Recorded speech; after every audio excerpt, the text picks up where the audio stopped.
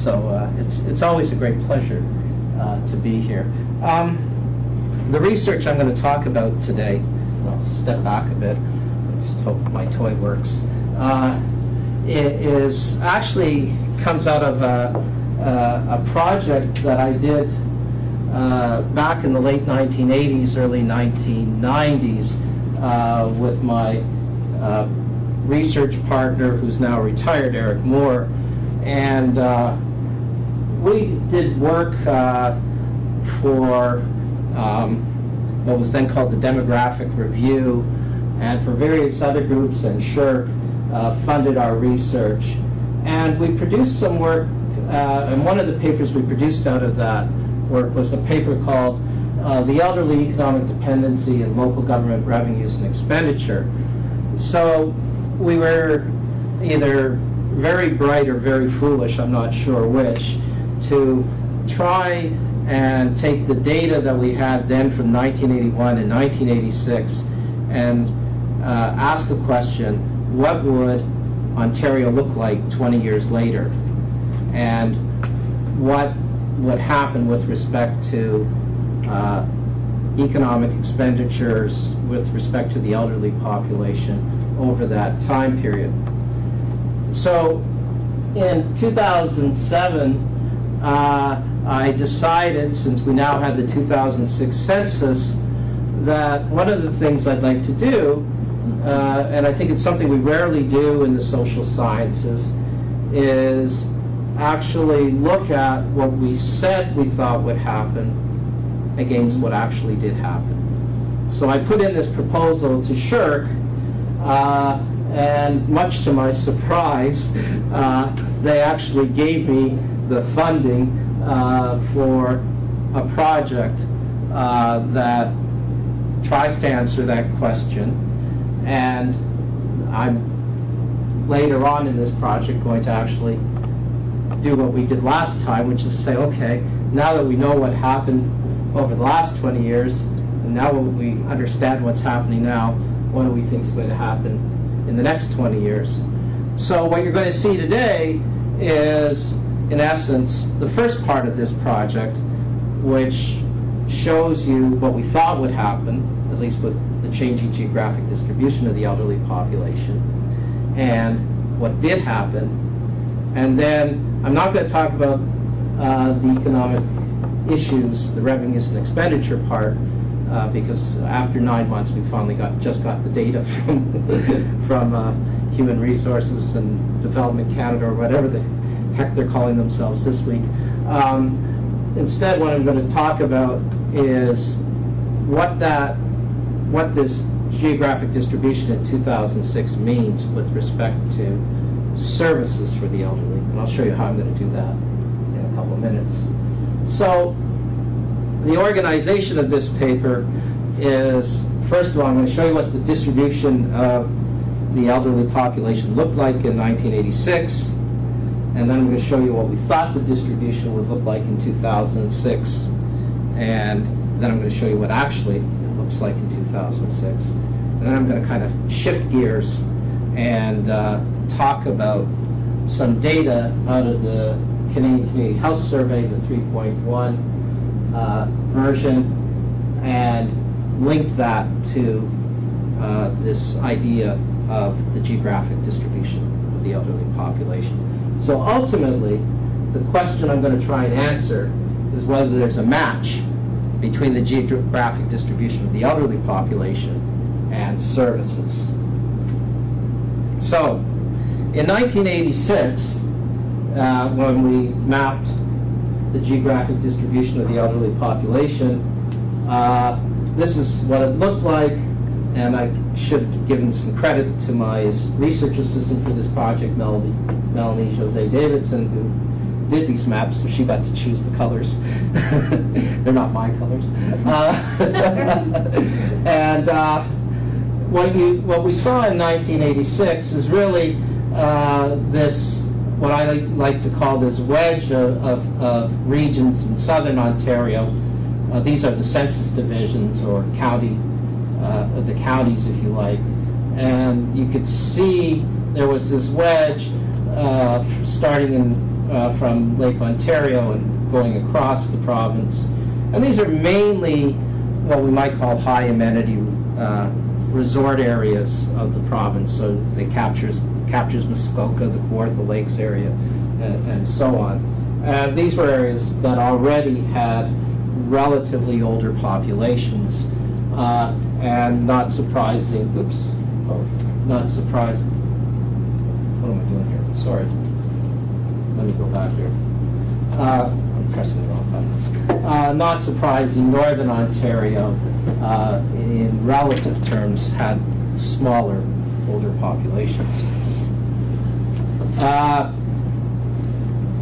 The 75 and over geographic distribution in '86 is a little bit different than the 65 and over, but again, you can see this wedge of counties in Southern Ontario, and then there's some other places that have relatively high older populations for that time. But you can see the ranges are these are percentages, so under 5%, 5 to 7.5%, and so on.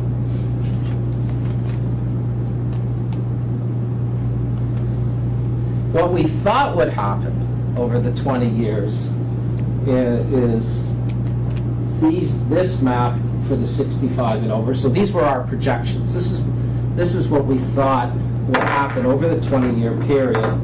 And right across the province, the percentage of the older population goes up everywhere. And what you see is, press the right button here. You see this wedge gets even more pronounced with respect to the proportion of the population that's over 65. So now we're talking proportions greater than 20% through these areas in Southern Ontario. And we see, this is Prince Edward County, we see Niagara Falls, the Niagara Falls region, and so on, also having rapid, or what we projected to be rapid growth in their over 65 population. This is what actually the map in 2006 looks like. And you can see even visually our projections were actually pretty good. And I'm going to show you in a second how good they are. But just visually you can see what happened. We weren't too far off the mark.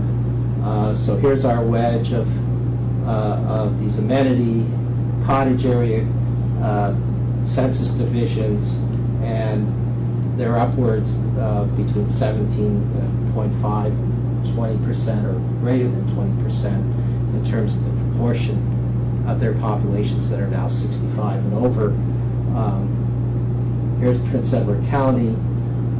That's become very popular as a retirement destination. And unfortunately, when I give this kind of talk around Kingston, everyone gets upset at me because people in Kingston think that Kingston's this great retirement area, but in fact, it's right in the average range. And every time I tell them that, they get unhappy with me.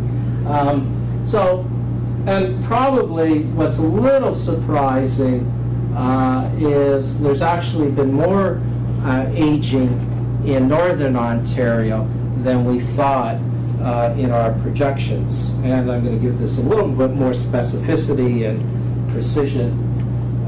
This is the map for 75 and over.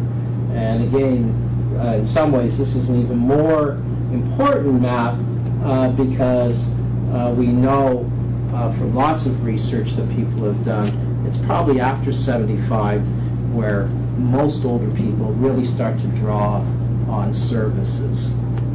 And we can see how this is infilling as the oldest age cohorts are actually aging faster than the 65 and over proportion.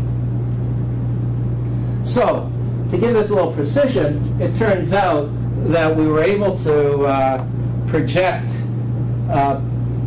in terms of the 49 census divisions of Ontario that we used, on in 25 out of 49 of those census divisions, our projections were within plus or minus 2% of the actual counts for those divisions.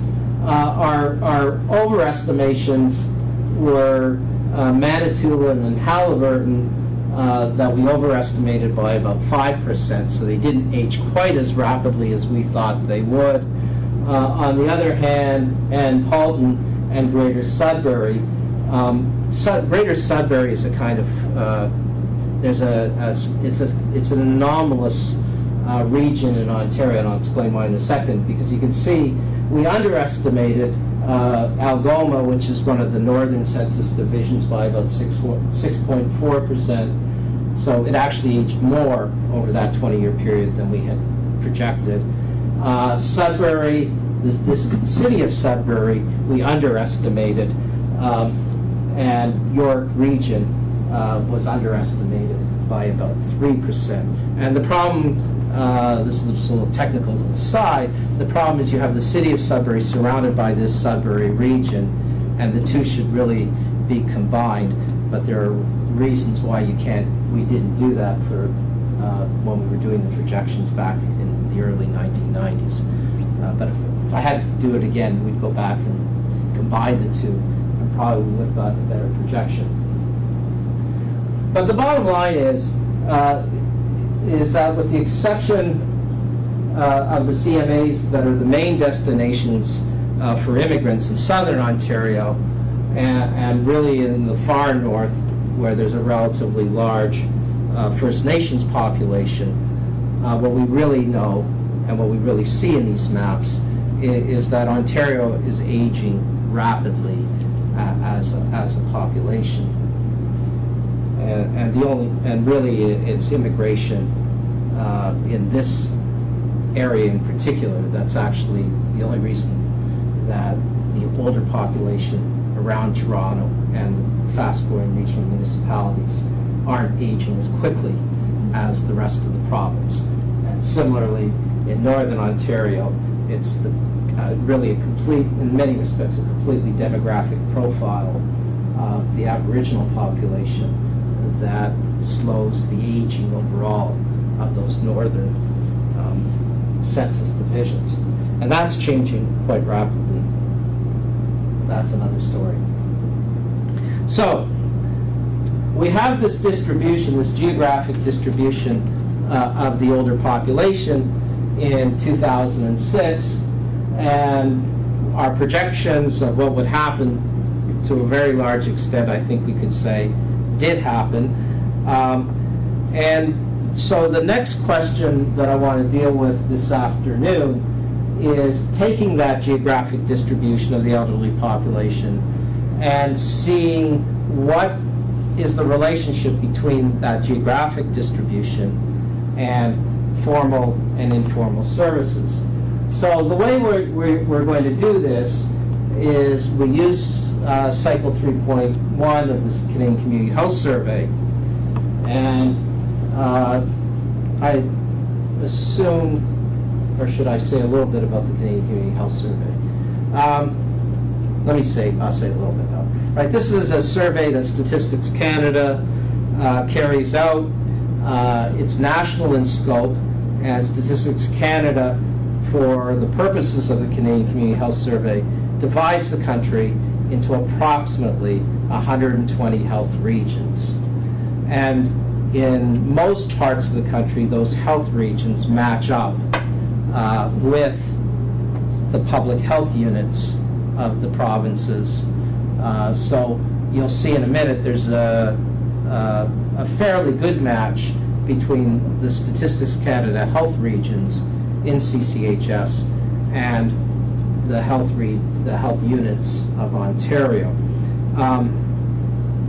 So we can take these health regions, and they sampled about 10,000 people in each health region, and we can look at various questions in the Canadian Community Health Survey. So it's a comprehensive survey of people's health status, their use of health services, and then various other questions about health behavior. that are asked in the survey. So it's not a perfect representation, but it's a very good representation of a lot of aspects of the adult population's health status and use of health services. So what we do for this analysis is it's not very sophisticated. We calculate the percentage of the elderly population in each of these health regions. We calculate the percentage of those who receive home care funded by the government in each of the health regions, and we label that formal care government. We're going to calculate the percentage of those who received home care funded privately per health region, and we're going to also call that formal care, but we're going to call it formal care labeled private. We're going to calculate the percent of those who received home care from family and friends, and we'll label that informal care. And we'll calculate the percent of those who indicated self-perceived unmet needs for home care per health region. And finally, we're going to look at all of that in terms of correlations. So these diagrams are somewhat messy. You don't have to try and read every health region. And I think the other thing I probably should have said about the Canadian Community Health Survey is they provide you with a set of population weights. So we can take those population weights and, in essence, multiply them through against the actual percentages for each health region to get an estimate for the whole population. So when we do these kinds of manipulations, what you see here, first of all, is that there is a real variation in the CCHS of the percentage of seniors who receive home care services. So this is all services, this first diagram. And let me make it very clear that if we did this from the actual administrative data that each CCAC has on who gets home care, we'd probably get a different set of percentages. But my suspicion is that the geographic variation would probably be similar. So the actual rates might be different, but I think the point we're trying to make is that there's a real geographic variation in who gets home care across the province. And the other point I probably should make is, and I'll come back to this at the end, is we don't try and control for anyone's health status. So part of that geographic variation might indeed be a function of geographic variation in health status amongst the elderly, but part of that geographic variation is likely to be around how services get delivered in each of these health regions. If we look at the sources of care for all of Ontario, amongst those who indicated that they get home care in the Canadian Community Health Survey, what you see is, and again, I don't think this is, these percentages might be different if we looked at administrative data from the CCAC, but I don't think they'd be that much different. About 42% are getting only home care from government. At least that's what they said. 12% purchase private only. 23% have volunteer only. 4% said other, and we still don't know what this means, because 5% talk about getting both government and private, 13% government and volunteer, and about 1% get there's two actually wedges in there. There's one for government and other, and one for more than two services. Meaning, whether it comes from government, volunteer, private, not more than two services in terms of what people get. If we look at the percentage of home care provided by government sources, again, we get a diagram that shows lots of geographic variation by health region, or that CCHS uses. And again, and because you can't see it, but these regions aren't necessarily the same as in the previous diagram. And you can see it ranges, it ranges from around 25% in the survey claim that they got their home care from government sources, right up to, in the case of the Porcupine Health Region, which is in Northern Ontario, where it's 80% in that health region who said they got their whatever services, home care services they received, they got from government sources. And again, I'm not suggesting that, in fact, if we used administrative data, that those percentages would be the same. They'd probably be somewhat different. But if you think about a region like Porcupine, it may be that, in fact, there's very few alternatives to the government services for those people who need home care in the north, as opposed to in, say, Toronto, where people can pretty much pick and choose where they want the sources of their home care. Right? All of the possibilities are there. Whether you have the resources to take advantage of those possibilities is a different story. But you have all of those resources there. If you want private, there's private. If you want government, there's government. If you have a great family network, you have that alternative. But in an isolated place up in Northern Ontario, there may not be those alternatives for people to select from. In fact, we know there aren't. This shows you the percentage of home care provided by private sources by health region, and again, it's a much different picture from the one you just saw.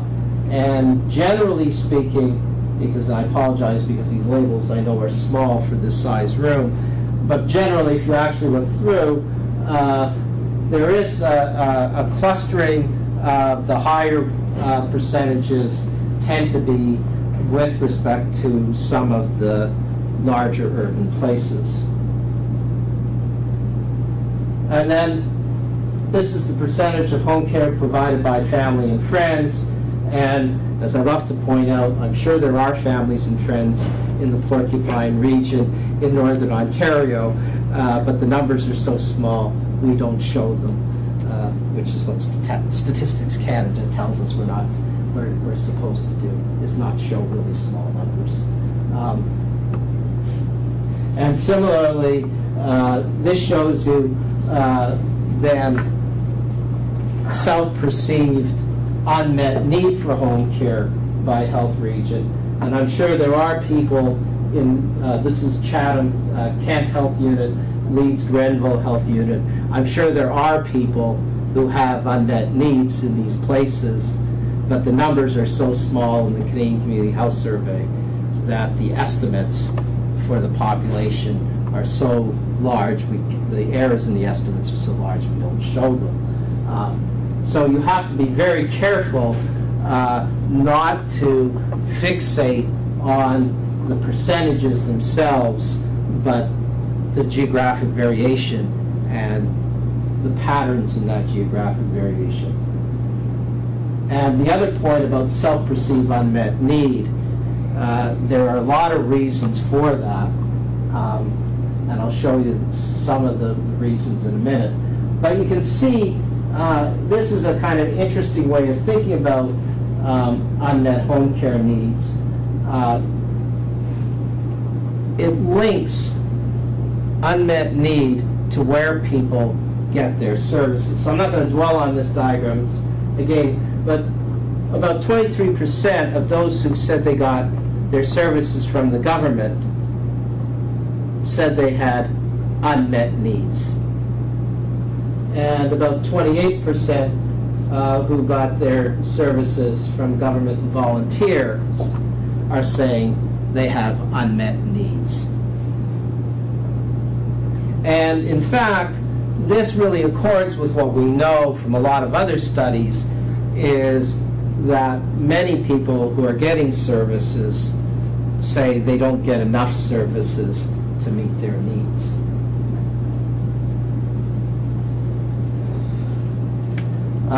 Again, this is a rather messy diagram, but it tries to tease out, for those people who receive home care, what are the sources of additional care that they want.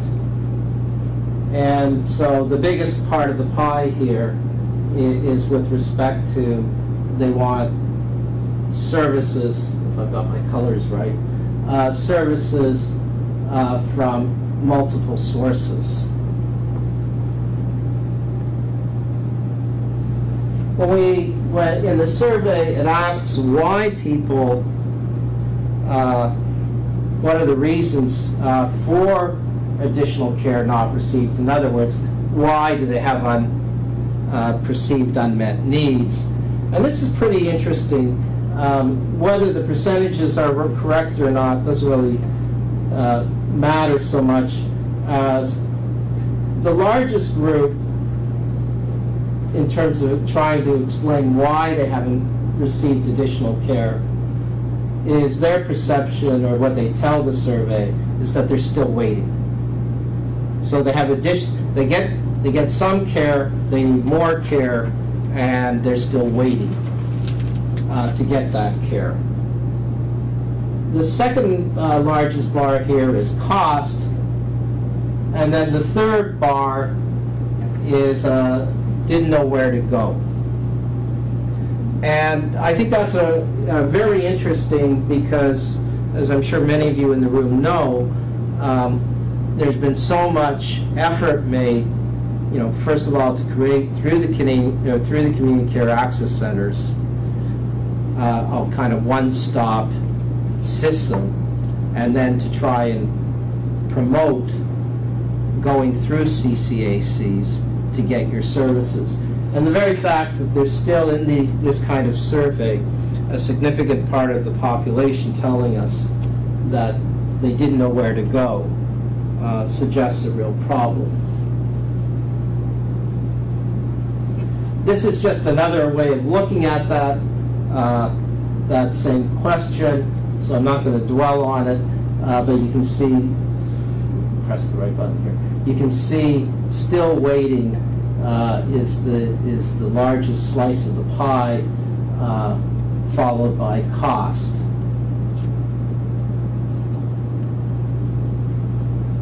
And this again tries to link back to the current sources of home care with respect to unmet needs. And you can see the largest slice of the pie is this combination, I think, if my colors are right, of government and private.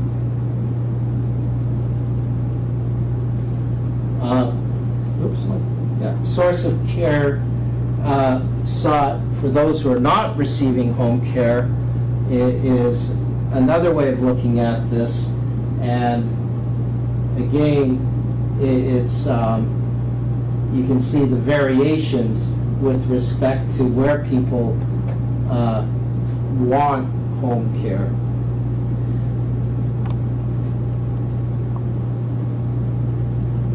If we look at those who aren't receiving home care and the reasons they say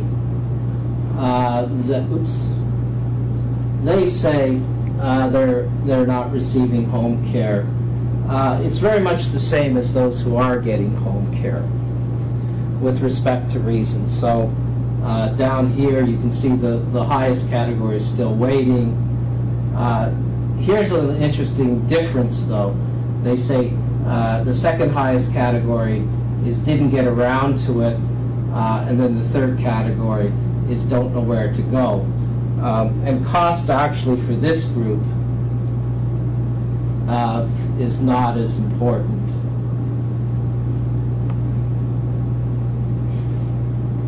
So, lastly, in terms of the analysis, we can put some of these distributions together in terms of some simple correlations.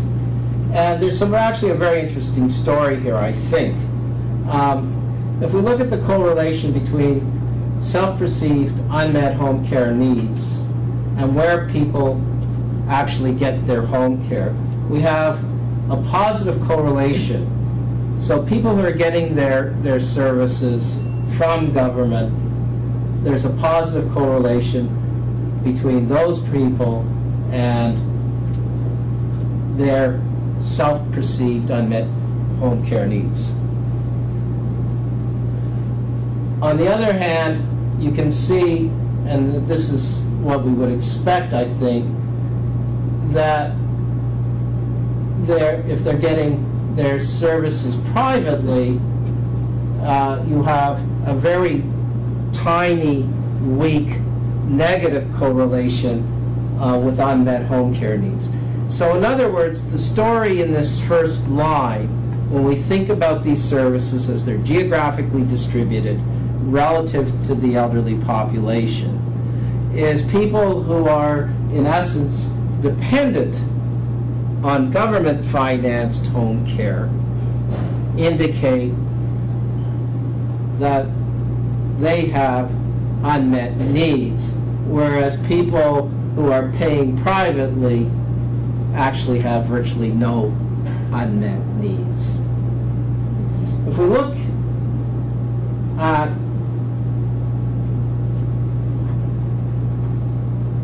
the relationship here between those people who are getting private home care or paying for private services, and particularly if we look here, we have the strongest correlation in the table. It's at minus 0.667. So it's a pretty strong negative correlation between those who are paying for private services, and it's strongly negatively correlated with those who are receiving services from families or volunteers. So the second story in this when we geographically look at the distribution of the elderly relative to their services, is that what this table implies is that it's older people who have no one else who are getting their services from private sources. And then the other, I think, interesting correlation, if I can just pick it out here, is this one here, the positive 0.151. And this is people who are getting services from friends or family correlated with those who receive home care services by government. And that's actually the strongest positive correlation. And in a sense, the third story I think that this table shows us is that the people who are, in a sense, most dependent on their families and friends, even if they might be getting home care services, some home care services from government, are also the people who have amongst the strongest sense that they have unmet needs with respect to services. So these data, these results, I think are intriguing. I mean, I think there's a lot more to unpack in these data, and we don't want to go too far in building these explanations. But I think they do point to some intriguing relationships with respect to these correlations.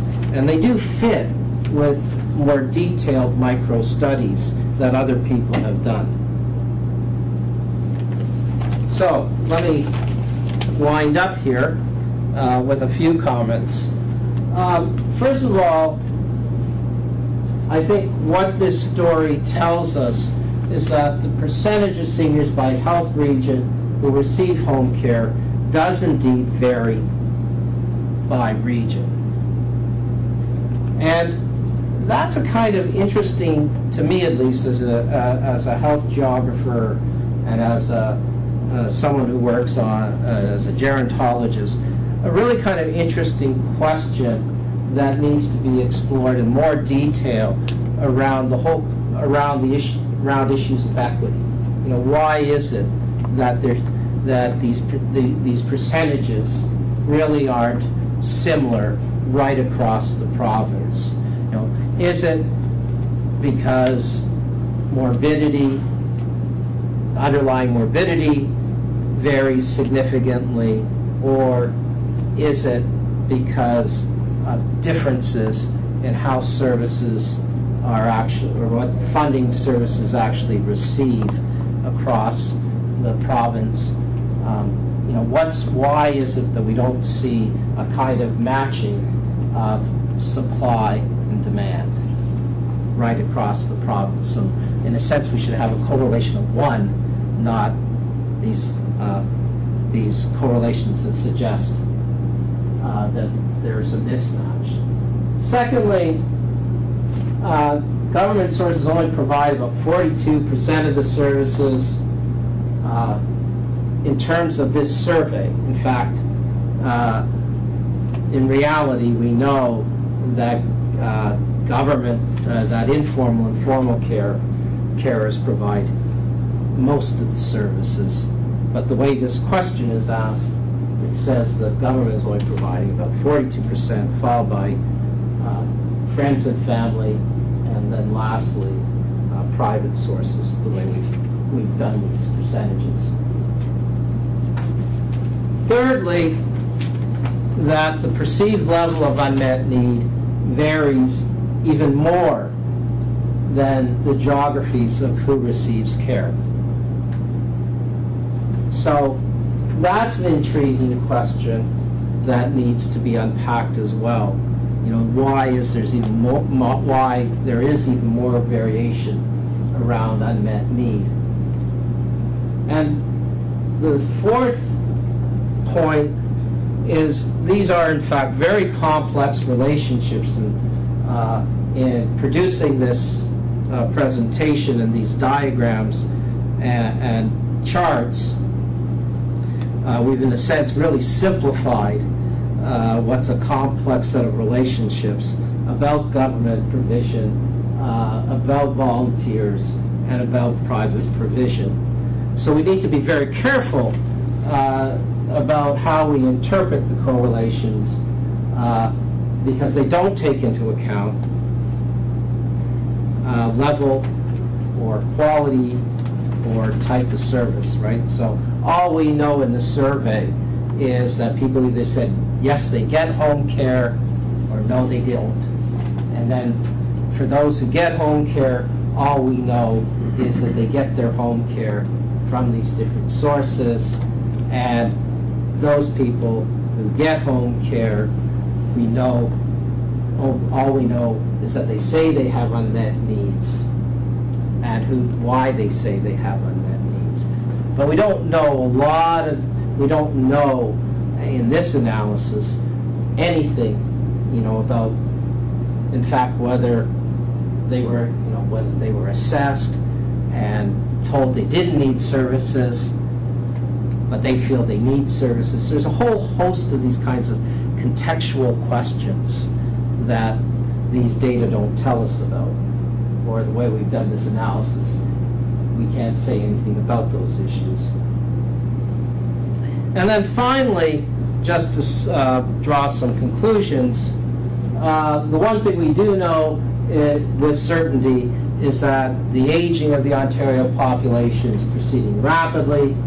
What we do know is that there's some evidence to suggest that services are being supplied where the elderly are concentrating, but we also know that there are real problems in some areas that people aren't getting enough service or not getting services at all. As I keep saying, we don't know anything about the geographic distribution of morbidity among the older population in this presentation that I've done for you. So it may in fact be that there's an underlying distribution of morbidity that also explains how services are distributed, or doesn't explain how services are distributed across the province. We need to examine delivery of services in more detail, given the level of care provided by volunteers and the geographic distribution of morbidity. And I would add, what we really also need to do, or what would be fascinating to do, although I don't think it's going to be possible, would be to look at some of these results relative in relationship to the administrative data that the CCACs actually have, to see whether in fact what appears to be this incredibly complex geographic set of distributions is correlated with what the administrative data say. And lastly, where we're going with this project is, in fact, to try and link up some of these ideas I've been talking about today with how the Ontario economy is rapidly changing and what this means, what are the implications then for the future of the distribution and delivery of services. So thank you very much, and I'd be happy to answer or respond to any questions or comments that people have.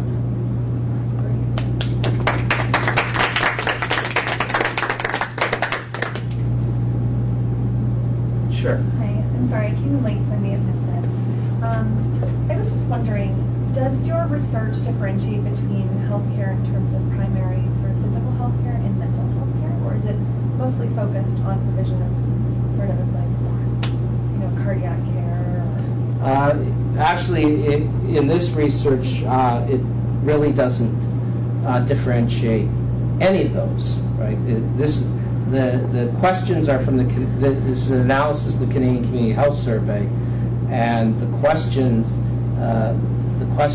that we're looking at here just ask, in very simple terms, this isn't quite literally the question, but it's, you know, in the last 12 months, did you receive home care? Yes or no? It doesn't specify like specifically if it's a doctor or like a mental health professional. No. It would be interesting to get the view from the baby boomers who are looking after, I guess, their family members as well. Because I guess this is just from the seniors, from the older population, or is this from family caregivers as well? Well, what you have in the Canadian Community Health Survey is, in essence, each individual who fills out the survey. Okay, all right. So if you ask, you know, so if the question is, do you receive home care, and you're 48 years old, say, and you're not getting home care, you're just part of the no group. Okay, because I'm coming from a private home care agency, so I mean, most of the calls that we're getting are from baby boomers who are frustrated and not knowing where to navigate the system or how to pull the resources. So, I mean, with our numbers that we see, I mean, it's the baby boomers that are really accessing the care for the elderly. Yeah. And making those decisions. So. Yeah, but the way the survey itself works is if that elderly person is captured in Yeah. the survey, right. they're going to say yes to the question, I'm Yes. getting home care. That's And when right. they were asked the source of their home care, they're going to say private, Okay. if they're getting it from a private agency. Okay. The group that actually isn't captured in the Canadian Community Health Survey is the part of the elderly population that are, in a sense, so chronically disabled or severely ill that they're in an institutional setting. Yeah. So these are. I should have probably said this at the beginning. Everyone in the Canadian Community Health Survey, at the time of the survey, was in the community. Okay. So it doesn't take into account that part of the older population that are in institutional settings. But I mean, your point is well taken, that in terms of the searching and the perceived unmet needs, it's often not the person themselves. That's right. It's their Whoever the children, or caregiver is, their yes. children, or grandchildren, or their husband or wife. in-laws, or whatever, Yeah. or spouses, who are the ones who are who really perceive the unmet needs, or are frustrated by the system. And in fact, I think we do. There's one place where there's some suggestion that we're capturing that frustration, and that is that correlation that you see between the perceived unmet needs and those who are getting their care from family and volunteers, who no doubt are, in a sense, what we're capturing there is some sense of this sense that we're doing the work, we're doing, in a That's sense, the care, but we would rather we think the government should be providing more care, or that's likely the interpretation, because I think it's a reasonable proposition that we could, that you could test, that if they have resources and they can't get care from the government, then they will buy the resources. But if they don't have resources and they're having to do the Those are care the ones- themselves, they're likely to be the ones who are going to Yeah, they're caught. indicate that they have unmet needs that the government should be providing.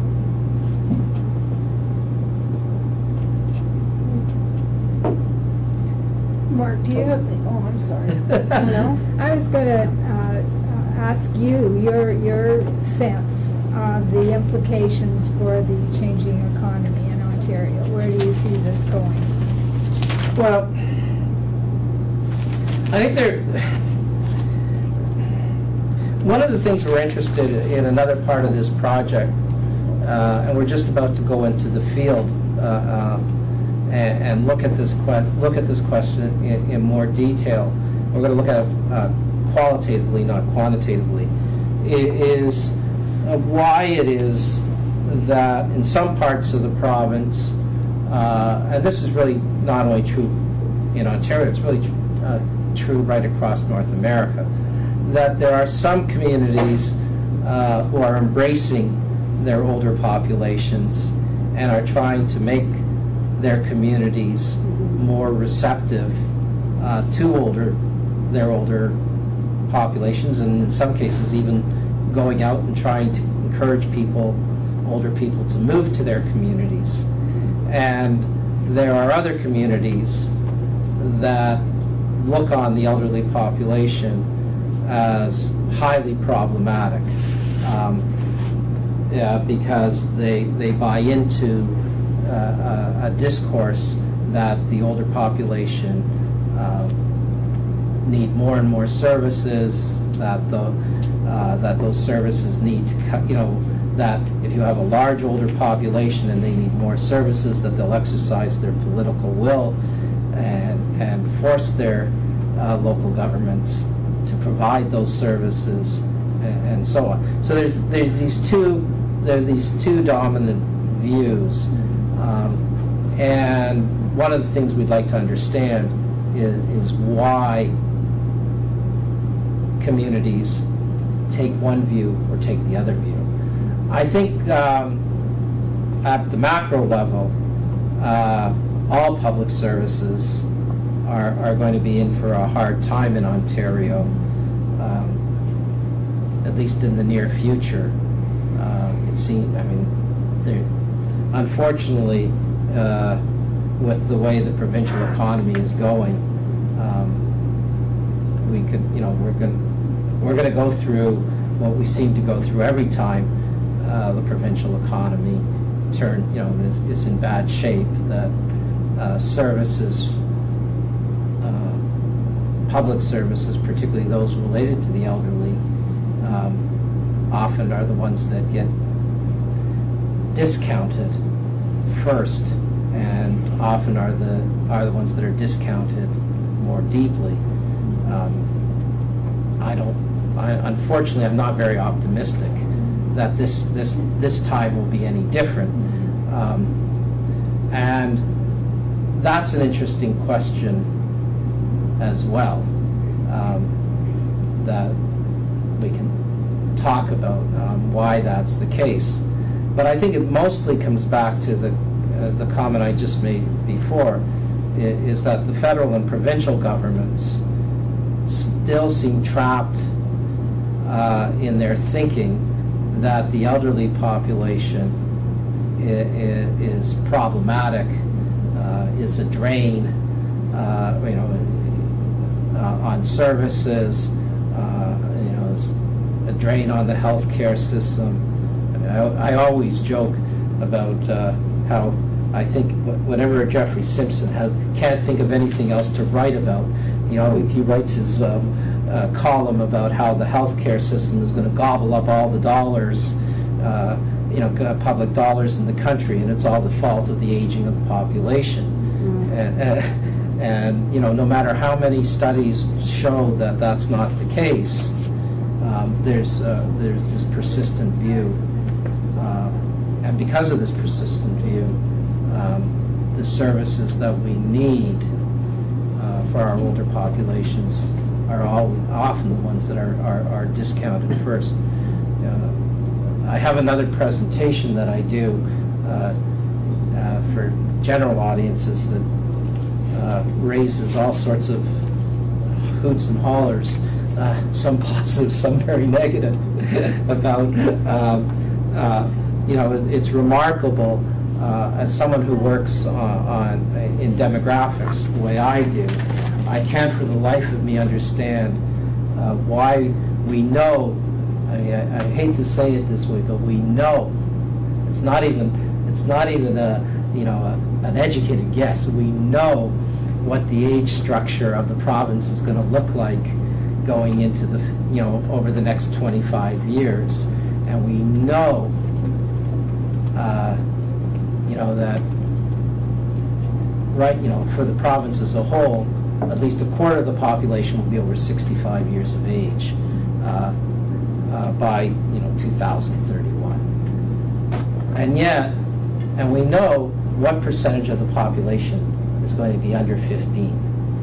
And yet, I think even today in one of the newspapers, I get two newspapers in the morning, the local newspaper in Kingston and the Globe and Mail. I think it was in the Globe and Mail, there's yet, the annual fight about keeping schools open even though there are no children for those schools, or the number of children is too small. But no one, you have to ask yourself, from a policy point of view, when we know what the geographic, not what the distribution of the age structure of the population is going to be, why we persist in keeping schools open to satisfy lots of legitimate interests. Don't get me wrong, I'm not anti-children, but why we persist, why we persist in keeping schools open, and yet we can find it so easy to underfund services for the elderly. as opposed, why aren't we screaming, why aren't people screaming about the underfunding of services for the population that's growing, and yet we persist in keeping schools open for a population that's declining. And Toronto, actually, in Toronto it's a little more complicated. I mean, in Kingston, where I live, I mean, the school-age population is disappearing, and yet we've got schools all over the city and the county that every time someone even suggests, we really ought to be closing some of these schools, the outcry is so huge, that they almost always back off. And I think until we change that way of thinking, we're in for the elderly population is given everything else we know. I mean, I hate to say it this way. To me, it's just irrational. We know what the population is going to look like in terms of age structure. We know, what, at least in the near short term, what the economy is going to look like for the province. And yet we persist in a kind of model for services for the young and the old as if it was the 1950s. In terms of all of that, Yeah. what about this geographic distribution of morbidity? In terms of 2 Yeah. points, do we have a way of, don't we know that?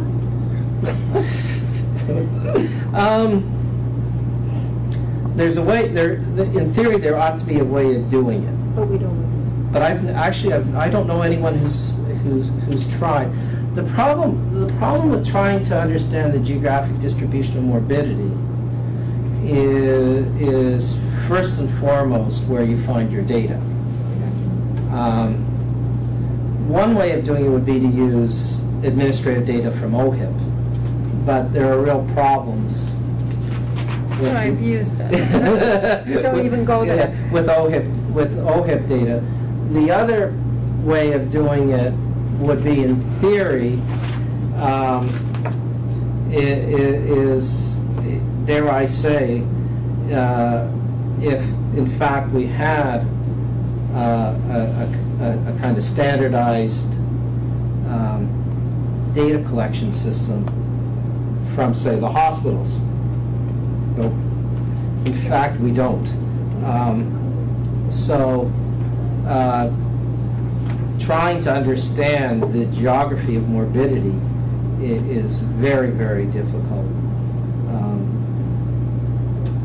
In theory, we should be capable of doing it, but the data, it's again one of these paradoxes I think of the 21st century, that we collect more and more data, but the data we collect aren't necessarily usable for what we really need to do. So it's a real problem. Yes, with your point about, I guess, the schools closing down, what the government should really be looking at is having those schools as community centers for seniors. There's a number of places, I think, in Etobicoke that have reused old schools and now are community agencies for children and mostly seniors. And I'm seeing it in my own neighborhood too. I mean, most of the people in that neighborhood are seniors. So I mean, we need to reuse buildings that we already have, Yeah. which would make sense.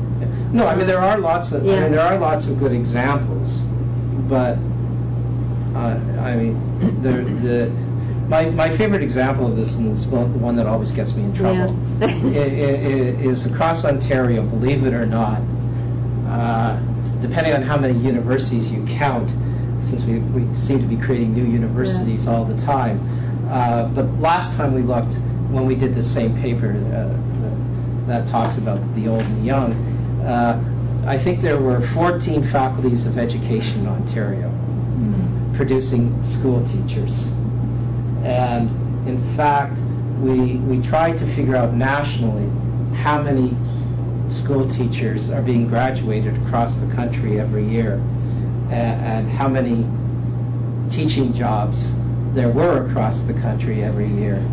And I don't think I'm overstating. I may have the numbers slightly wrong.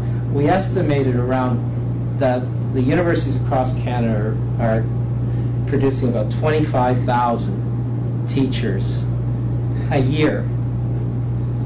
And the year, I think we did this for 2007, because at the time I had a research assistant who was going into education. I wanted to teach her something about how much competition there was going to be for her job, And I think there were 3,000 jobs in the country. Oh my God. And again, this is part of this problem we have. And I always say this, you could probably close, in Ontario alone, if you could probably close 13 out of the 14 faculties of education that exist, and have enough new teachers being produced every year to meet the demands for new teachers in Ontario. But as I love to say, I can guarantee you if the government announced to all the universities, even if they were going to give them the money for closing their faculties of education, I'm sure Queens would scream like crazy that they should close everyone else's faculty of education except theirs. And I'm sure U of T would say the same, and I'm sure every other university in Ontario would make the same arguments. Sorry. Yes, I have a question. Will the impact of more immigrant families change the delivery of services for seniors in the next 20 years? That's a great question. The simple answer is obviously yes. But it's a really very difficult issue outside of the Toronto area, because in fact the question is around communication and cultural sensitivity in providing services. And unfortunately, and I don't think this is right, so don't misinterpret what I'm going to say, is unfortunately, for example, in my own area, in Kingston, in Frontenac County, the costs of providing culturally sensitive services for an older person who speaks neither English nor French, the numbers are so small that it's going to be a real challenge to find the resources outside of the Toronto region, where the government, where the provincial government is certainly more aware and more sensitive to providing additional funds for culturally sensitive services. When you get outside of the Greater Toronto region, neither the people who are delivering the services nor the provincial government feel, because the numbers are so small, that there's a justification. So again, we're going to have to shift thinking around how we deliver, to convince provincial governments that, outside of the Greater Toronto area, these services are desperately required, and you have to resource them to provide them. But that's the real policy dilemma for the healthcare areas. Because one of the real interesting problems around immigration is really, it remains highly concentrated in the Greater Toronto area. Right? So even if you have an immigrant population in your region, it's very, in relative terms, outside of the Greater Toronto area, the immigrant populations are very small relative to the total population. And then when you start looking at the age distribution of the immigrant population within that total population, the numbers become even smaller. And then if you start parsing that small number of older people who are relatively new Canadians, we'll say first-generation Canadians, into their different ethnic groups, the numbers become even smaller again.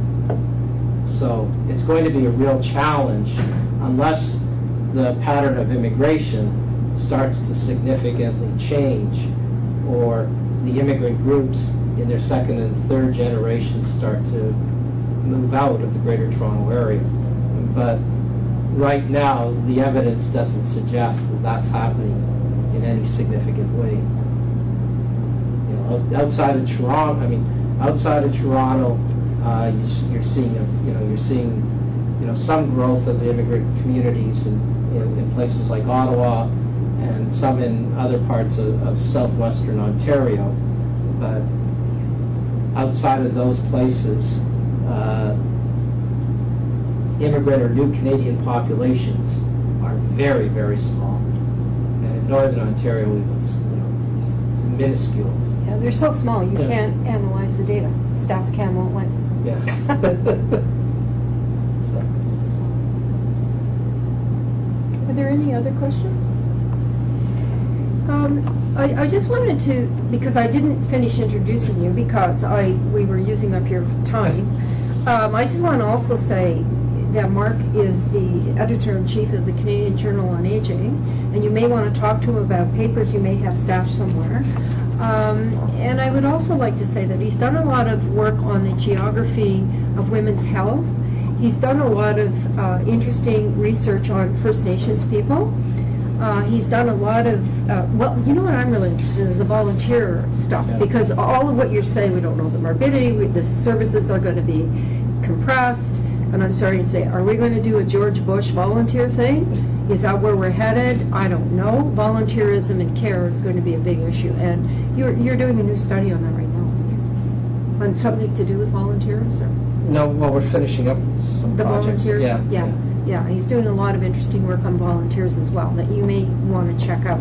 So he has a wide range of wonderful research, and this is just one piece of it that I didn't get to talk about. And he's internationally renowned as well as the chair of the International Geographical Union, and you're going to start a project about China next. We're in China now. Yeah, he's doing great stuff. So, you know what? We're just real lucky to have you. So, this is our very humble gift. It's very humble Thank you compared so to your much. talk. Thanks so much. Thank you.